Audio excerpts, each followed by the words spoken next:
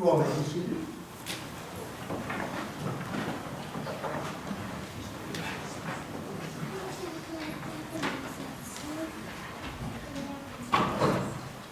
I guess if I look at porn, it wasn't such a great idea. It seems to have set Gage into an apocalypse. Thank you all. Well, what did you see? What did you see when you looked in the tomb? That little space, just big enough for a body, that was carved out of the hillside? Well, like Mary, you and I don't see anything. Or maybe I should say, we don't see anyone. You know, in our time, violent death has become almost commonplace. Gosh, every day we read in the newspapers about beheadings and people burned alive and someone being shot every minute, around the clock, around the world. You know, we're becoming inured almost to death and violent death. Well, just like us, the people in the first century were probably becoming benumbed to crucifixions.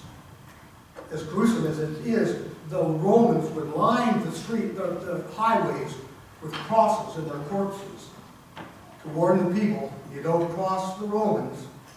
10,000, probably thousands more were crucified.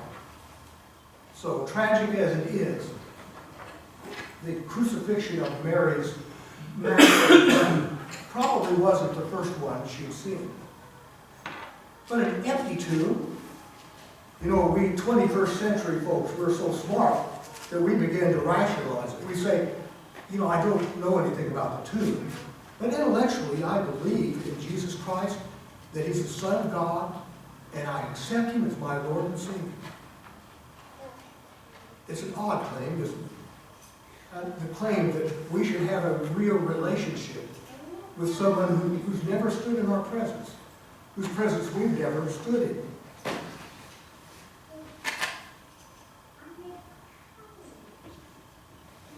The challenge for us is to make our friendship with Jesus as real and as visceral and as emotional as it was for Mary. So let's go back to the Bible. What did you see? What did you see when you looked in the gardener's eyes? Mary looked him squarely in the eye and didn't see the truth standing there in front of him. Jesus didn't rationalize. Jesus didn't conceptualize. Jesus didn't theologize. He just spoke one word. Any of you who have gone to Dale Carnegie training know what that word is. It's the sweetest sound to a person's ear. The sound of their own name. He calls her by name, Mary. And then she recognizes the risen Jesus. We're like Mary. You and I long to be known by God, to be held in God's gaze, to be seen by God as an object of God's love and desire and care. We want to be seen for who we are in the most intimate corners of our lives. In our bodies, our histories, our dreams, our failures. When Jesus says Mary, His love travels to those innermost parts of her. And when He speaks to us through her, His grace moves to those places in you and me. How intimate, how personal. What do you see? What do you see when you come to this service today? Do you know God in the voice of a friend? Do you know God in the handshake of a stranger? In the hospitality of the marvelous Anglican chefs who have a wonderful reception waiting for us? Ours is an incarnate faith. I thought I would drop in a theological word. Incarnate, in the flesh. This means that as people of faith, we should spend as much time caring for our material lives as we do for our spiritual and intellectual lives. And this probably sounds self-serving for a clergyman to say, but it's important that we go to church. I realize I'm preaching to the choir here this morning.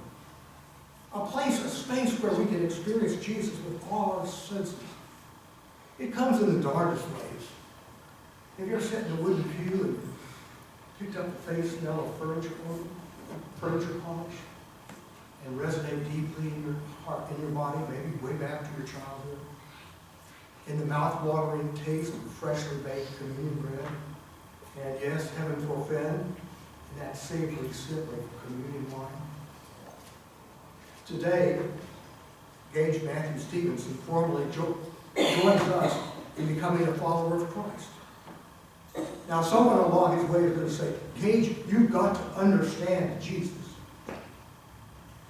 My prayer for Gage is that he doesn't understand the Christ, or just understand the Christ. Heaven knows I do. But in a few minutes, Gage's parents and godparents will make some vows for him, as ours did for us at our baptism. Each of those vows is important, but one that's especially important is when we ask Gage, will you seek and serve Christ? That's really important, isn't it? But how is Gage supposed to do that? Through reading the Bible and what scholars make of it and our faith?